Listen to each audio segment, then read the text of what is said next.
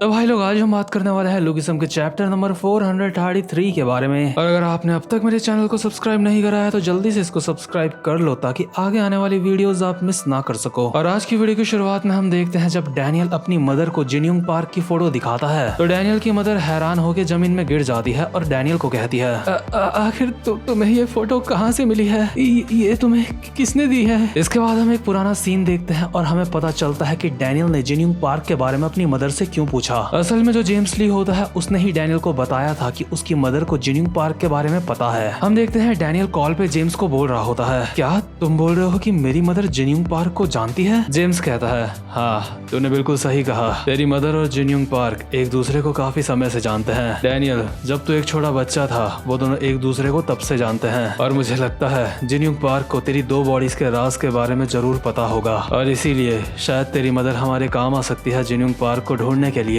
लेकिन अभी present moment में जो डैनियल की मदर होती है काफी ज्यादा हैरान हो जाती है और डैनियल के कंधों में हाथ रख के कहती है, मुझे बताओ आखिर तुम्हें ये फोटो कहाँ से मिली है, कि क्या कोई इस इंसान को ढूंढ रहा है। डैनियल कहता है, मॉम मुझे ये एक सेलिब्रिटी ने दी है। डैनियल की मदर कहती है कि क्या एक सेलिब्रिटी, आखिर एक सेलिब्रिटी के पास ये फोटो क्यों थी। अभी डैनियल की मदर काफी ज्यादा हैरान होती है और अपना सर पकड़ के बोल रही होती है, नहीं नहीं तो बात यहाँ तक पहुँच गई है। डैनियल अपने मन में सोच रहा होता है, आखिर मदर इस फोटो को देख के इतना ज्यादा डर क्यों गई है और आखिर ये इस तरह से बिहेव क्यों कर रही है। डैनियल अपनी मदर को कहता है, मॉम क्या बात है, क्या कोई दिक्कत है, आखिर इस बात से आपका क्या मतलब है कि बात यहाँ तक पहुँच गई और आप आखिर जिन्यूंग पार्क को कैसे जानते हो। डैनियल की मदर कहती है, जिन्यूंग ने उस इंसान की वजह से सब कुछ खो दिया है, ये सब कुछ उस कमीने की वजह से हुआ है, अगर वो इंसान ना होता तो जिन्यूंग के साथ कभी भी ऐसा ना होता। डैनियल अभी सोच ही रहा होता है कि उसकी मदर क्या बोल रही है। इतने में जो डैनियल की मदर होती है डैनियल को गले लगा लेती है और कहती है, डैनियल बेटा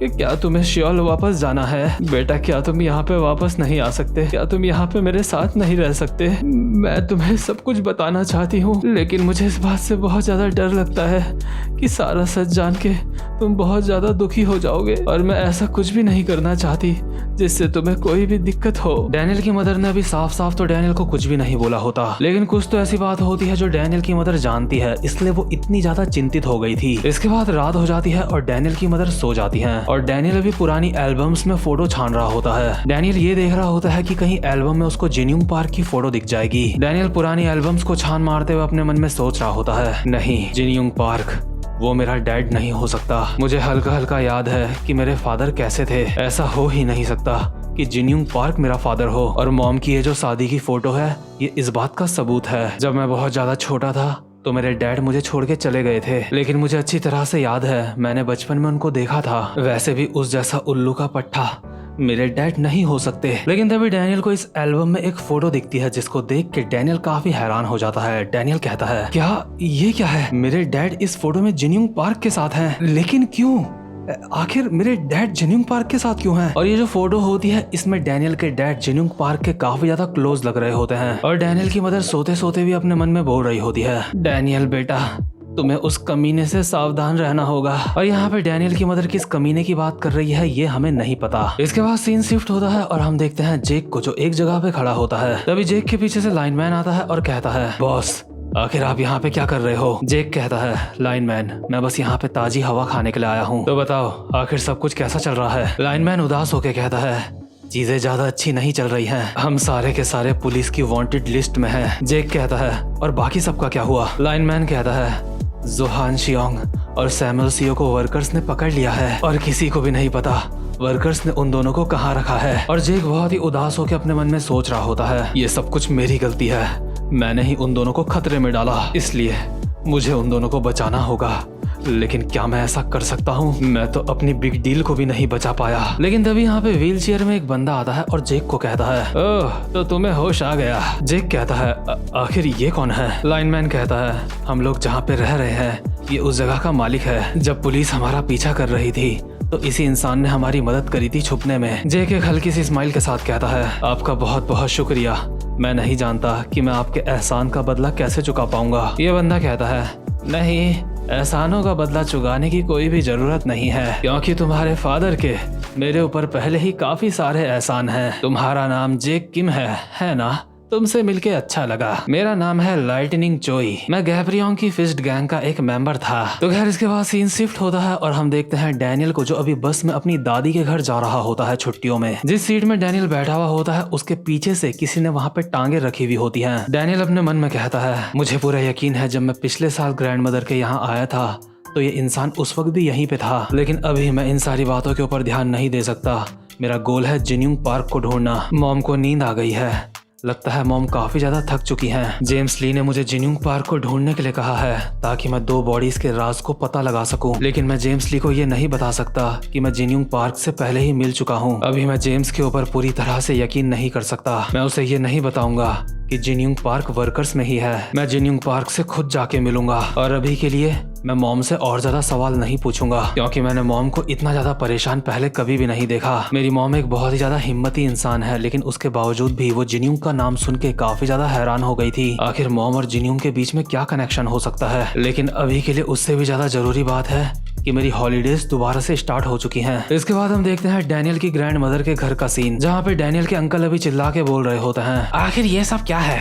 डैनियल और डैनियल की मदर अब तक यहाँ पे क्यों नहीं आई? अगर वो यहाँ पे नहीं आएंगी तो सारा का सारा खाना कौन बनाएगा? दूसरा वाला अंकल कहता है, मुझे लगता है तुम्हें ड्रिंक पीना बंद करना होगा, नहीं तो तुम उनके यहाँ पे आने से पहले ही दारू पी के बेहोश हो जाओगे। खैर उन्होंने मुझे कहा था कि वो ट्रैफिक में फंस चुके हैं, हमें उनके ऊपर गुस्सा नहीं करना चाहिए, हमने उन्हें काफी दिनों से देखा नहीं। वैसे भी जब डैनियल की मॉम यहाँ पे आ जाएंगी तो सारा का सारा खाना वो बना देंगी। वैसे डिलेन, आखिर तुम्हें क्या हुआ है? अभी डिलेन यहाँ पे बिल्कुल जोकर की तरह बन रखा होता है। उसने अजीब से कपड़े पहन रखे होते हैं और शायद नकली बाल भी लगा रखे होते हैं। तभी जो दूसरा वाला अंकल होता है वो कहता है, सीरियसली तेरे बेटे डिलेन के साथ क्या दिक्कत है?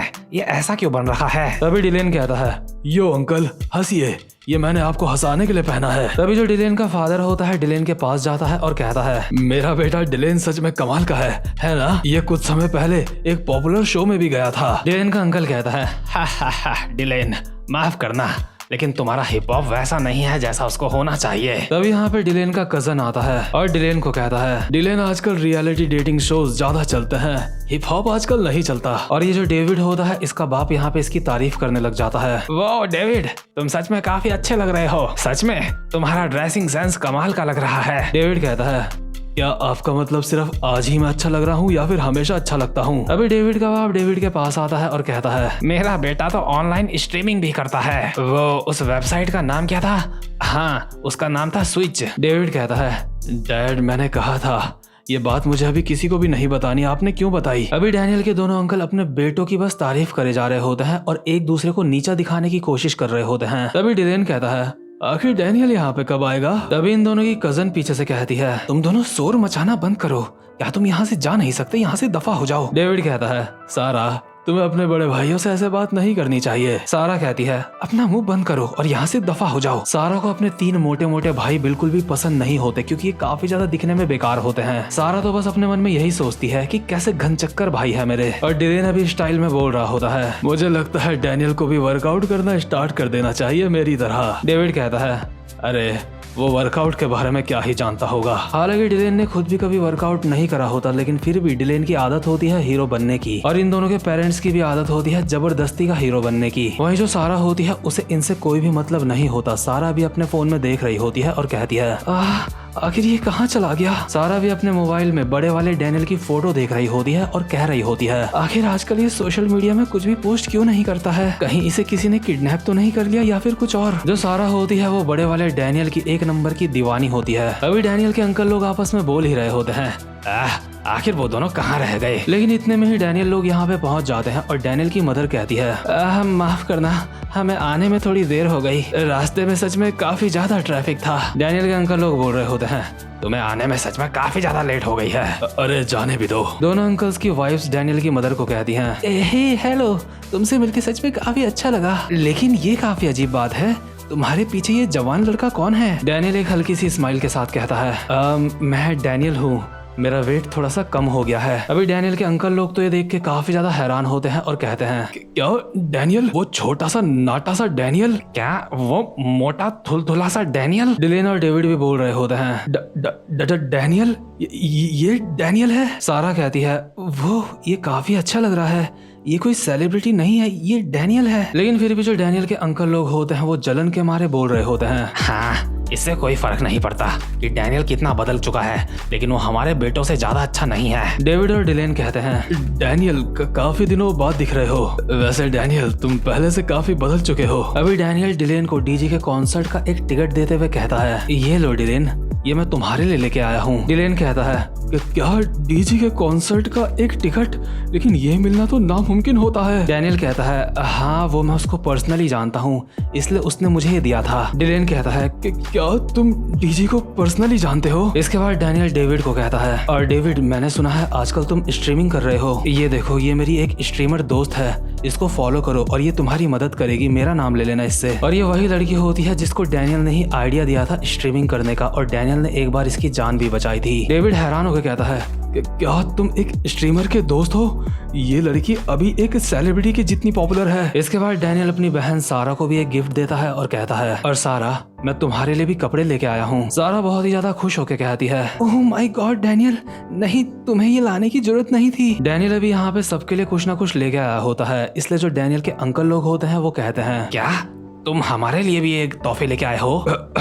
वैसे हमने ऐसा कोई काम नहीं करा कि हम ये तोहफे डिजर्व करते हो। वाह डैनियल बेटा, तुम एक सेलिब्रिटी के दोस्त भी हो साथ साथ में। लगता है डैनियल तुमने सियोल में अपनी काफी अच्छी जान पहचान बना ली है। सच में डैनियल की मदर डैनियल के ऊपर काफी ज्यादा गर्व महसूस करती होंगी। और ये बातें सुन के जो डैनियल की मदर होती है उनके चेहरे में एक स्माइल होती है, क्योंकि शायद आज पहली बार डैनियल की मदर को इन सबके सामने इज्जत मिल रही है। इसके बाद डैनियल अपनी ग्रैंड माँ के पास जाता है और कहता है, ग्रैंड माँ आपका डैनियल यहाँ पे आ गया है। ग्रैंड माँ कहती है, मेरे बच्चे तो तुम आ गए। डेविड और डिलेन कहते हैं, अरे ग्रैंड माँ वो आपका बच्चा नहीं है, वो आपका ग्रैंडसन है। ग्रैंड माँ देखो वो डैनियल है, डैनियल अब काफी ज्यादा कूल हो चुका है। डैनियल अपने मन में सोच रहा होता है, मेरी ग्रैंड माँ ने मुझे हमेशा ही काफी प्यार किया है। हाँ ये जो दीवार में फोटोज लगी हैं ये मेरे डैड की है, और इससे ये बात साफ होती है कि जिनयोंग पार्क जैसा कमीना मेरा डैड नहीं हो सकता। इसके बाद डिलेन कहता है, हे डैनियल ग्रैंड माँ को हेलो बोलो। डैनियल अभी अपनी ग्रैंड माँ के पास आता है और कहता है, हाँ बिल्कुल, हेलो ग्रैंड माँ, ये मैं हूँ डैनियल। डैनियल अपने मन में सोच रहा होता है, मुझे पूरा यकीन है ग्रैंड माँ मुझे देख के काफी ज्यादा खुश हो जाएंगी। लेकिन इतने में ही जो डैनियल की ग्रैंड माँ होती है डैनियल का कॉलर पकड़ के पुनीत सुपरस्टार की तरह चिल्ला जाती है।